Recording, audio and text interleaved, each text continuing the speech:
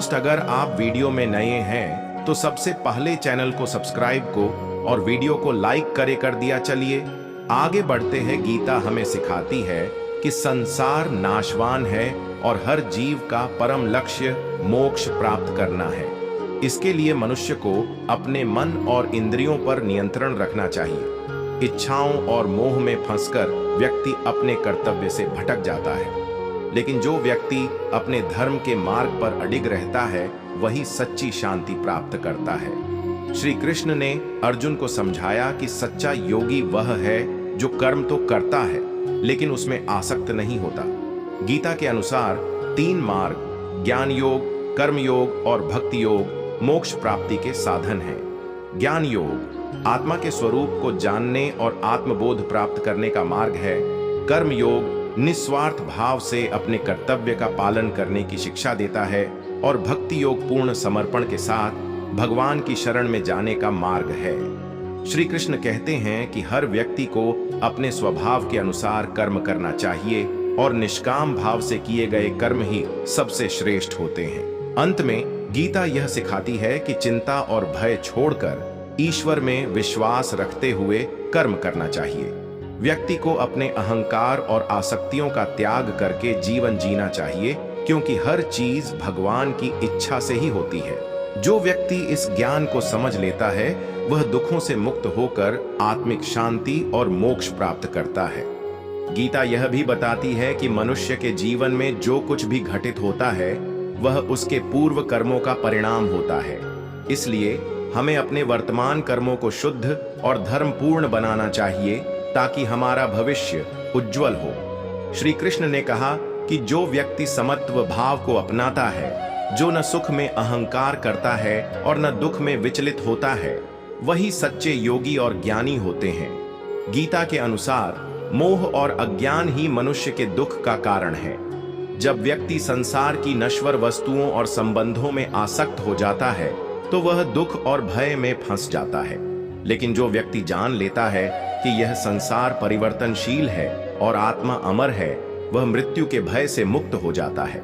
श्री कृष्ण अर्जुन को समझाते हैं कि न कोई वास्तव में जन्म लेता है और न मरता है, केवल शरीर बदलता है। जैसे पुराने वस्त्र उतारकर नए वस्त्र धारण किए जाते हैं।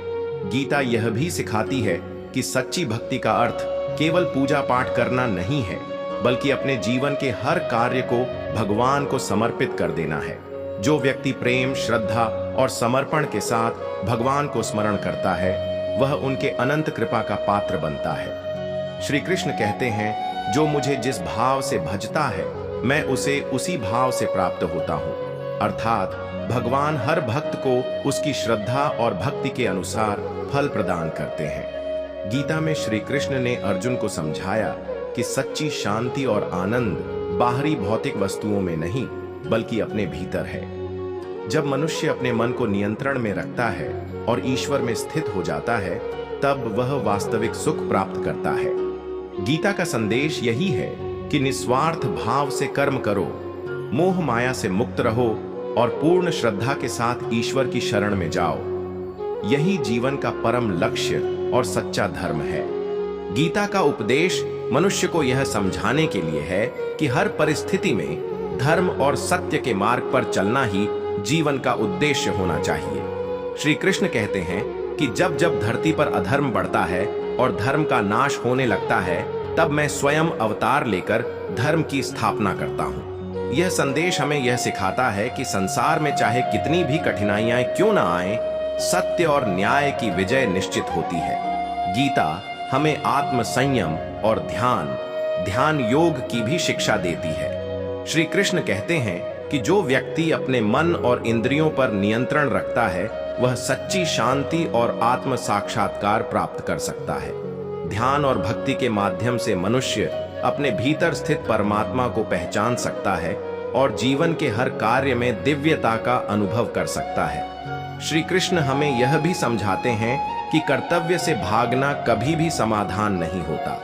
अर्जुन युद्ध से भागना चाहता था क्योंकि उसे अपने स्वजन और गुरुजनों के विरुद्ध युद्ध करना पड़ रहा था, लेकिन श्री कृष्ण ने उसे सिखाया कि किसी भी परिस्थिति में अपने कर्तव्य से विमुख नहीं होना चाहिए। जीवन में अनेक बार हमें कठिन निर्णय लेने पड़ते हैं, लेकिन यदि हम धर्म और सत्य के मार्ग पर हैं, तो हमें साहस पूर्वक अपने कर्तव्य का पालन करना चाहिए। गीता यह भी कहती है कि सच्चा योगी वही है जो सबको समान दृष्टि से देखता है, चाहे वह मित्र हो या शत्रु, धनी हो या निर्धन, ज्ञानी हो या अज्ञानी।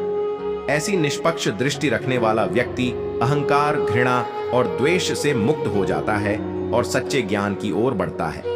अंत में गीता का अंतिम और सर्वोच्च संदेश यह है कि सर्वधर्मान परित्यज्य मामेकम शरणम व्रज, अर्थात सभी प्रकार के कर्तव्यों और धर्मों को छोड़कर केवल मेरी शरण में आ जाओ, मैं तुम्हें सभी पापों से मुक्त कर दूंगा और मोक्ष प्रदान करूंगा।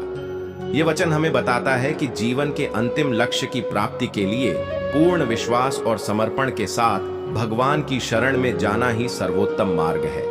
गीता केवल एक धार्मिक ग्रंथ नहीं, बल्कि जीवन का विज्ञान है, जो हमें सही मार्गदर्शन देता है और हर परिस्थिति में धैर्य, संतुलन और साहस बनाए रखने की प्रेरणा देता है। जो व्यक्ति गीता के ज्ञान को आत्मसात कर लेता है, वह न केवल अपने जीवन में सफलता प्राप्त करता है, बल्कि मोक्ष और शाश्वत शांति को भी प्राप्त कर सकता है।